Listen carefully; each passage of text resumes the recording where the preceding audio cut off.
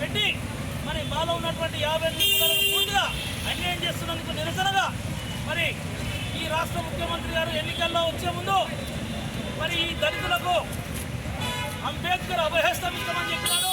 కేసీఆర్ గారు 10 లక్షలు ఇచ్చారు, నేను అసలు 12 లక్షలు ఇస్తామని చెప్పేస్తే అందరం కూడా నమ్మినాం.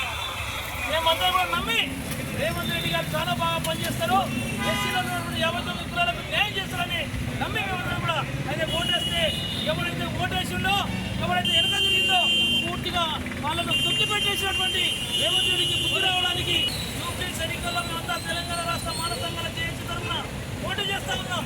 ఈ పోటీ చేసే క్రమంలో మేము ఇక్కడ రాజకీయాలు ఏలాల్సిన లేదు, మేము ఇక్కడ రాజకీయాలు చేయాల్సిన అవసరం లేదు.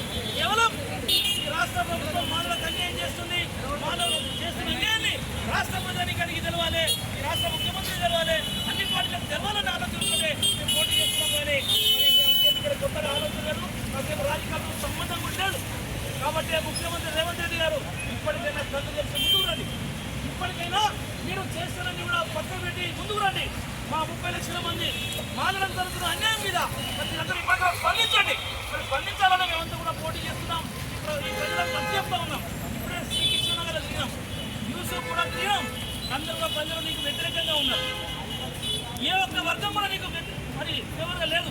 కాబట్టి వెంటనే ఈరోజు సాయంత్రం తెప్పించుకోండి. మీరు మొత్తం తెలంగాణ రాష్ట్ర వ్యాప్తంగా ఉన్నటువంటి ప్రజలందరూ కూడా మీరు యూపీఎస్ ఎన్నికల్లో చూస్తూ ఉన్నారు. ఏమాత్రం ఈ ఎన్నికల్లో కాంగ్రెస్ పార్టీ ఓడిపోతే మా పుణ్యాన్ని ఓడగొడితే నీ సీటుకి ఎసరు వస్తుంది. ముఖ్యమంత్రి గారు ఇవన్నీ కూడా జాగ్రత్తగా గమనించమని చెప్తున్నాం.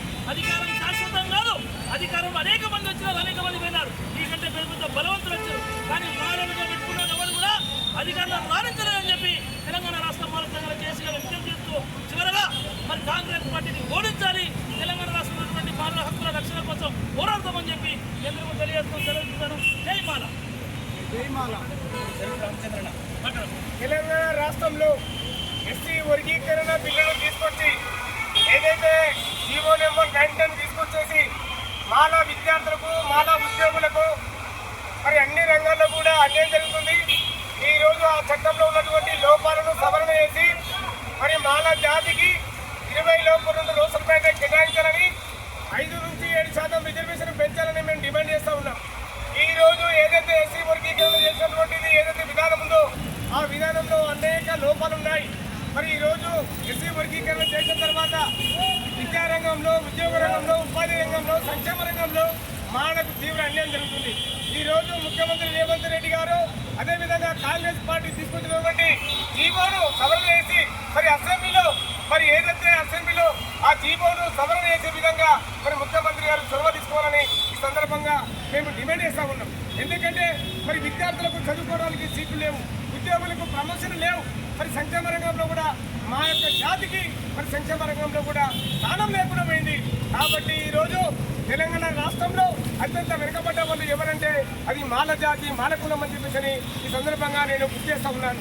ఈరోజు మరి ఆ జీవో తెచ్చిన తర్వాత విద్యార్థులు మరి శాతమాన యూనివర్సిటీలో మరి డెంటల్ సర్జన్లో మరి 45 సీట్లు ఉంటే 45 అసిస్టెంట్ ప్రొఫెసర్లు ఉంటే దాంట్లో ఒకటి మాకు వచ్చింది, 7 మాదిలు పోయినాయి.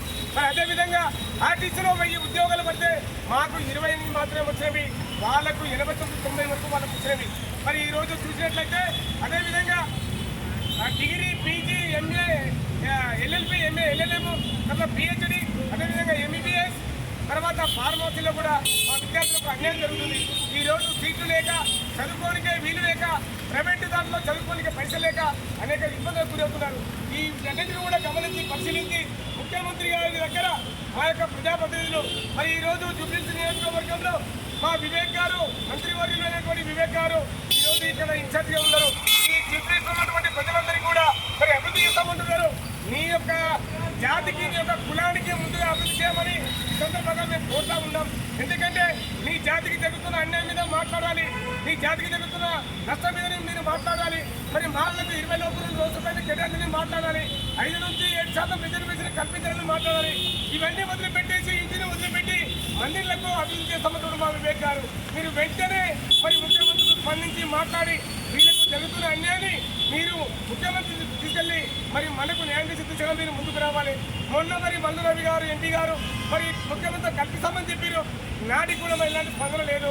మరి అదేవిధంగా ఈరోజు మరి ఈ నియోజకవర్గంలో ఎక్కడైనా సరే మన వివేక్ గారు కానీ అదేవిధంగా మల్లు రవి గారు కానీ మాల యొక్క ప్రజాప్రతినిధులు ఎవరు తిరిగినా మేము వాళ్ళని అడ్డుకుంటాము.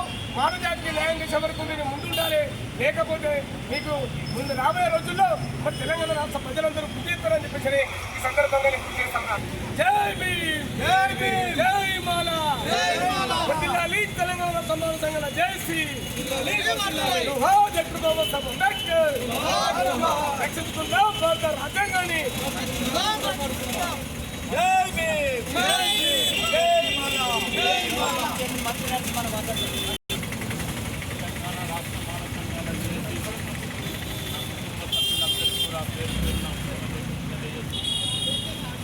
తెలంగాణ రాష్ట్ర ప్రభుత్వం ఉన్నటువంటి ఎస్సీ వర్గీకరణ ద్వారా మాలలకు జరిగినటువంటి నష్టం మనకందరికీ కూడా తెలిసిన విషయమే. అంబేద్కర్ సాక్షిగా అంబేద్కర్ జయంతి రోజు జీవో 99 తీసుకొని వచ్చి మాలలకు ముందుకు వచ్చినటువంటి రేవంత్ రెడ్డికి కాంగ్రెస్ పార్టీకి బుద్ధి చెప్పే విధంగా తెలంగాణ రాష్ట్ర మాల సంఘాల జేఏసీ ఆధ్వర్యంలో నామినేషన్లు వేయడం జరిగింది. ఈరోజు యూసుఫ్ కూడా కృష్ణానగర్ కాలనీలో ప్రచారం చేయడం జరిగింది. అంటే ఇక్కడ ఉన్నటువంటి నాయకులు కానీ ముఖ్యమంత్రి కానీ మీరు చేసినటువంటి అభివృద్ధి ఏందో ఈ ప్రజలకు చెప్పాల్సిన బాధ్యత ఉందని కూడా ఈ సందర్భంగా తెలియజేస్తూ ఉన్నాను. అన్ని వర్గాల ప్రజలు ఈరోజు నష్టపోతూ ఉన్నారు. మీరు ఏదైతే 6 గ్యారంటీలు ఇచ్చిండ్రో, చేవెళ్ళ డిక్లరేషన్ కానీ కామారెడ్డి డిక్లరేషన్ కానీ, ఆ డిక్లరేషన్లు ఇచ్చినటువంటి 420 గ్యారంటీలు ఉన్నాయి. ఆ 420 మీ ప్రభుత్వం 420గా మారిందనే దానికి నిదర్శనమని ఈ సందర్భంగా తెలియజేస్తూ ఉన్నారు. మీరు ఇచ్చినటువంటి ఏ హామీలు కూడా నెరవేర్చకుండా మహిళలకు ఇచ్చినటువంటి 2500 పింఛన్ ఇస్తామని చెప్పారు. ఏ పింఛన్ కూడా ఇప్పటి వరకు కూడా ఇవ్వలేదు. అదేవిధంగా వికలాంగులకు 6000 పింఛన్ ఇస్తామన్నారు. వృద్ధులకు 4000 పెన్షన్ పెంచుతామన్నారు. కానీ ఎక్కడ కూడా పెన్షన్లు పెంచలేదు. విద్యార్థులకు విద్యార్థి కార్డు గ్యారంటీ కార్డు ఇస్తామన్నారు, ఆరోగ్య కార్డులు ఇస్తామన్నారు. ఎక్కడ కూడా విద్యార్థులకు కార్డులు ఇవ్వలేదు. ఇక్కడ కూడా ఉపాధి అవకాశాలు కూడా కల్పించకుండా ఈరోజు నిరుద్యోగాలను తయారు చేస్తున్నటువంటి దుర్మార్గమైనటువంటి పాలన అనేది. ఇప్పుడు మీరు బహిరంగ సభల్లో మాట్లాడుతూ ఉన్నారు. ఎక్కడైతే మీరు హామీలు ఇచ్చిందో, ఏదైతే ఫ్రీ బస్సు కానీ కన్నా బియ్యం కానీ, అంటే ఇక్కడ ఏదైతే జూబ్లీ హిల్స్ నియోజకవర్గంలో ఒక అభ్యర్థి ఓడిపోతే మీరు ఇచ్చినటువంటి హామీలు అమలు కాకుండా పోతాయా, లేకుంటే మీ ప్రభుత్వం పడిపోతుందా అని ఈ సందర్భంగా అడుగుతా ఉన్నాం. అంటే మీరు ఈరోజు బ్లాక్ మెయిల్లకు ప్రజల్ని భయపెట్టి ఓట్లు వేసుకునే ధోరణి చేస్తూ ఉన్నారు. ఇది సరైనది కాదని కూడా ముఖ్యమంత్రి రేవంత్ రెడ్డిని హెచ్చరిస్తూ ఉన్నాం. ఏదైతే మేము మాలలంతా ఏకమై, మా మాల సమాజం అంతా ఏకమై ఈ ఓటమికి నీ పార్టీ భూస్థాపితానికి మేమందరం కూడా కృషి చేయబోతా ఉన్నాం. ఇక్కడ జూబ్లీ హిల్స్లోనే కాదు, తెలంగాణ రాష్ట్ర వ్యాప్తంగా కూడా రేపు జరగబోయే లోకల్ బాడీ ఎలక్షన్లో కూడా మేమందరం కంకణబద్ధులమై నిలబడి మీ అభ్యర్థులు ఎక్కడెక్కడ నిలబడితే అక్కడ మీ ఓటమికి కారకులం మేమే అవుతామని కూడా ఈ సందర్భంగా తెలియజేస్తూ ఉన్నాం. అంతేకాకుండా నిరుద్యోగులు కూడా, నిరుద్యోగ జేఏసీ కానీ, మిగతా రైతాంగం కానీ అన్ని వర్గాల ప్రజలు ఈరోజు మీకు నామినేషన్లు వేసి వాళ్ళ యొక్క వ్యతిరేకత, ప్రభుత్వంపై ఉన్నటువంటి వ్యతిరేకతని వ్యక్తపరిచినటువంటి సంఘటనలు మేము చూస్తూ ఉన్నాం. ఖచ్చితంగా అంత సమాజం, తెలంగాణ సమాజం మొత్తం ఈరోజు మీ మీద వ్యతిరేకత చూస్తూ ఉన్నది. ఎటువంటి హామీలు నెరవేర్చకుండా ఒక మోసపూరితమైనటువంటి హామీలు ఇచ్చి ఈరోజు ప్రజలను మభ్యపెట్టే ప్రయత్నం చేస్తూ ఉన్నాం.